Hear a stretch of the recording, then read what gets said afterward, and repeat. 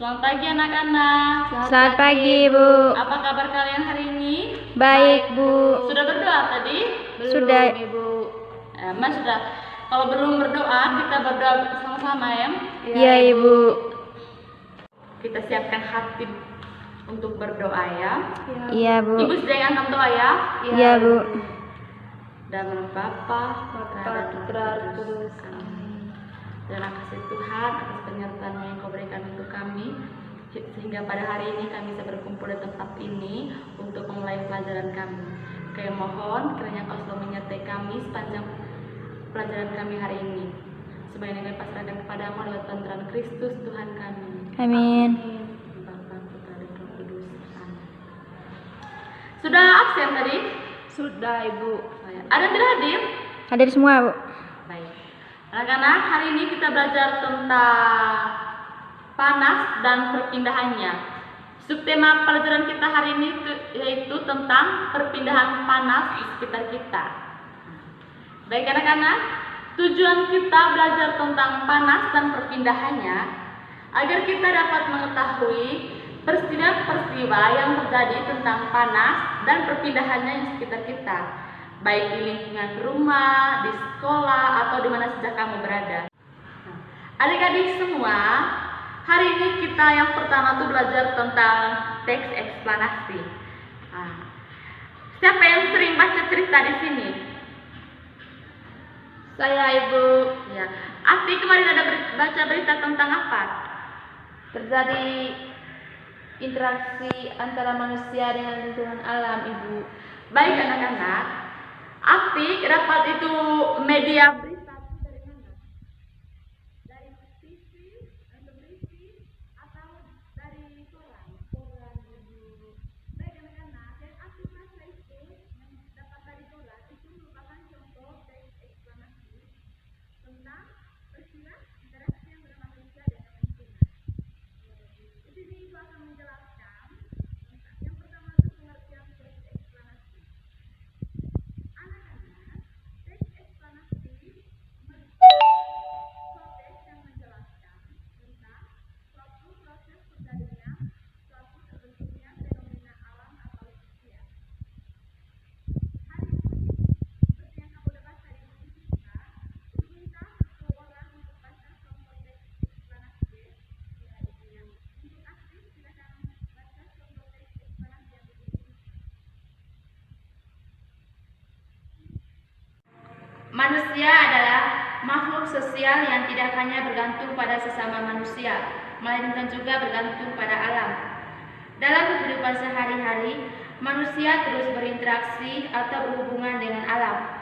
Pada materi pemanfaatan sumber daya alam yang dapat diperbaharui adalah penggunaan air untuk kebutuhan sehari-hari, penggunaan sinar matahari, energi angin, dan uap panas bumi untuk pembangkitan listrik. Manusia juga bernafas dari oksigen yang dihasilkan oleh fotosintesis tumbuhan.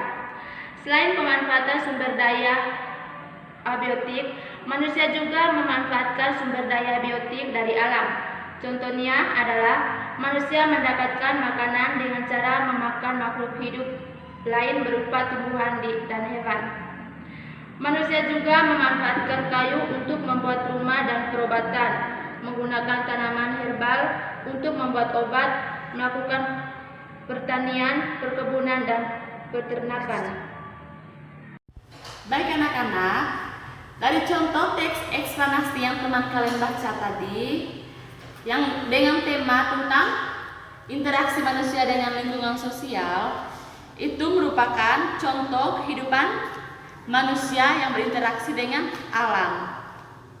Adik-adik, setelah mendengar penjelasan tentang teks eksplanasi, ada yang belum mengerti? Sudah mengerti, Bu. Kalau yang tentang pengertian hak dan kewajiban? Sudah, Ibu. Nah, anak-anak, pelajaran kita cukup sampai di sini.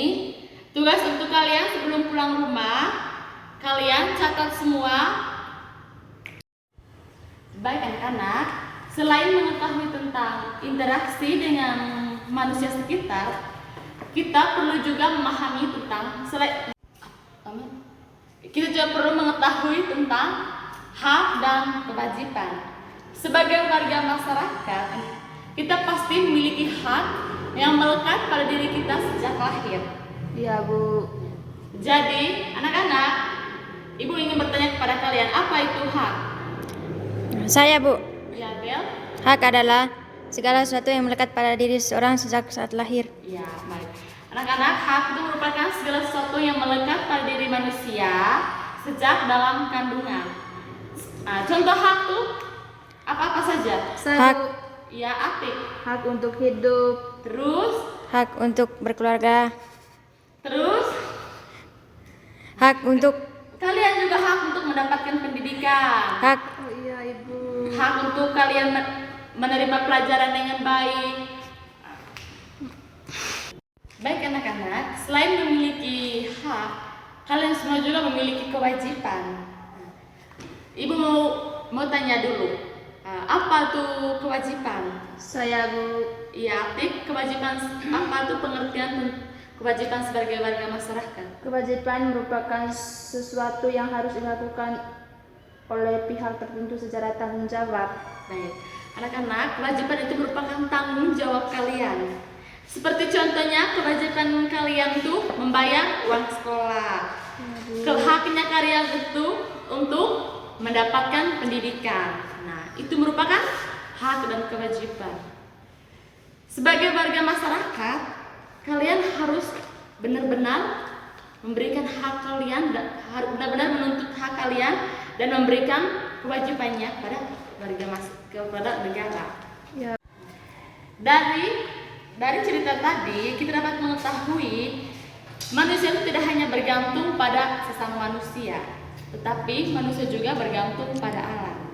Nah, manusia sebagai makhluk sosial tentunya membutuhkan manusia lain. Jadi ini yang dinamakan dengan interaksi sosial. Tugas untuk kalian sebelum pulang ke rumah, Ibu periksa minggu depan, yaitu tulis semua tentang hak-hak dan kewajiban dengan contohnya masing-masing. Bisa Ya, mengerti? bisa, Ibu. Bisa, Ibu. Baik anak-anak, pelajaran kita cukup sampai di sini. Baik, jangan lupa kerja tugas yang Ibu berikan ya. Nanti Ibu periksa untuk ambil kalian punya nilai tugas. Ya, Iya, Ibu. Pelajaran kita cukup sampai di sini. Pulang langsung sampai di rumah ya. Iya, Bantu Bu. orang tua dan kerjakan tugas. Sekian dan terima kasih. Makasih, Bu.